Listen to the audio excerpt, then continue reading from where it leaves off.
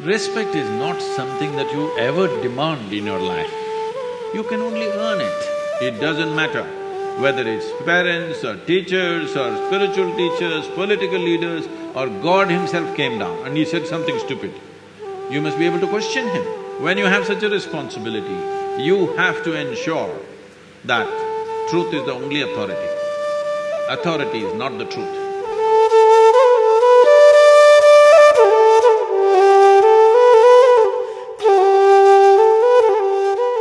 Sadhguru, how do you suggest that we appropriately question authority without being disrespectful towards them? Because from our very childhood, we've been taught to obey our elders because they know better and they are right. But they're only humans and it's possible that they are wrong or they make an error in judgment. So, do you think… So, I'm not talking just in context of parents. It could be political leaders, scientists, experts. May also.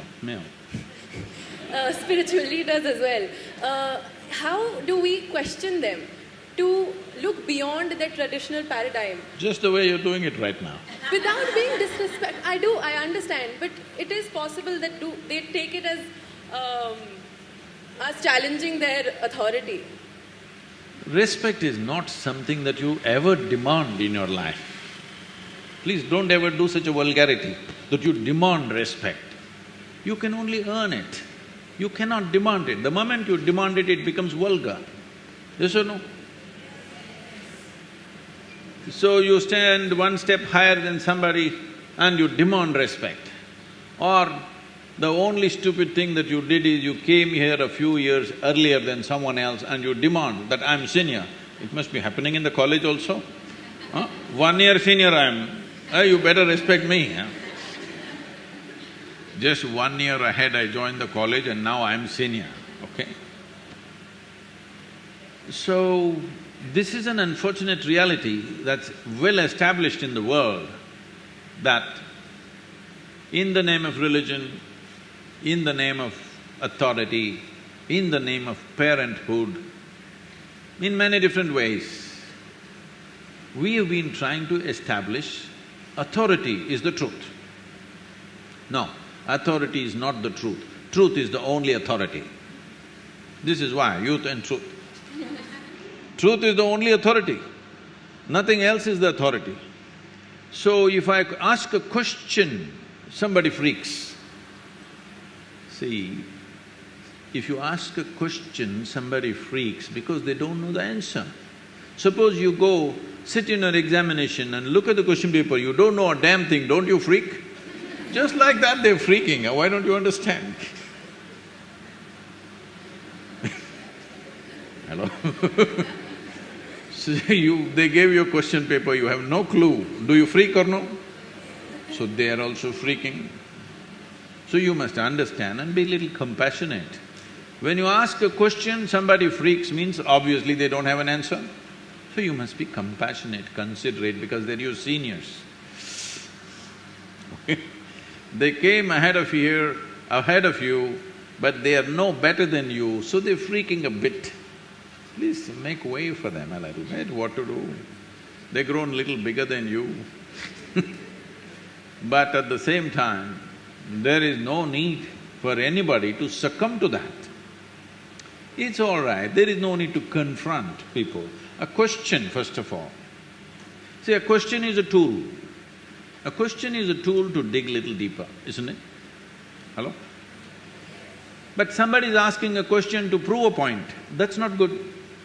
So don't ask a question to your parents or to somebody else just to prove your point. No, ask a question because it's a genuine question. So people were asking me, Sadhguru, what kind of questions can we ask, what can we not ask? I said, even the dumbest question you have, if it means something to you, it means something to me. If it doesn't mean anything to you, don't ask such stupid things because it doesn't mean a damn thing to me either. But if it means something to you, maybe it's a stupid question, somebody thinks it's a stupid question, but it means something to your life, it means a lot to me.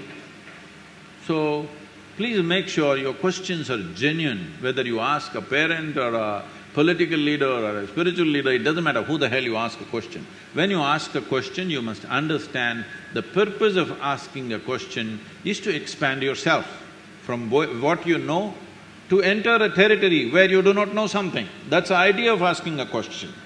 But you ask a question to prove them stupid, then maybe they're getting mad.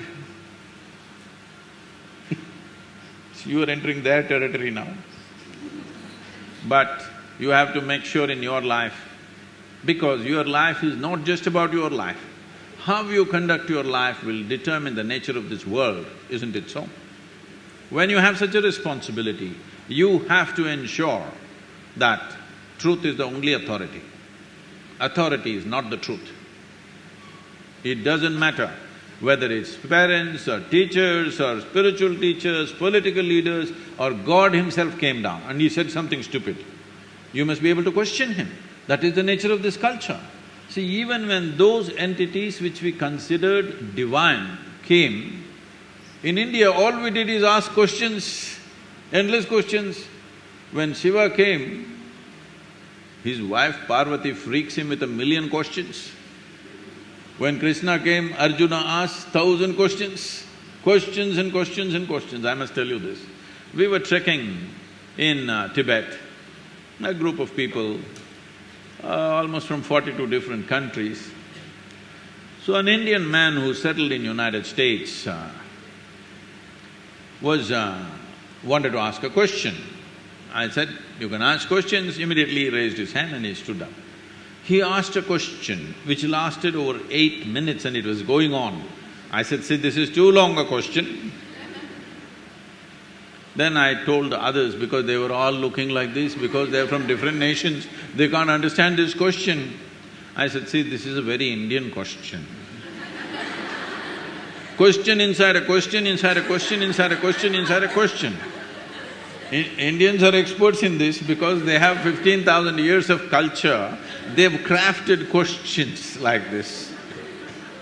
It doesn't matter Shiva comes, Krishna comes, they want to bowl a googly to him. That's the whole intent. So I said, "See, this is an Indian question," and I tried to explain to them what is an Indian mind and why it asks such questions. So much of culture. Then one Chinese lady says, "Sadhguru, I was working at the United Nations, even there only Indians ask questions." We never ask questions, only the Indians were asking questions all the time. I said, "That is India."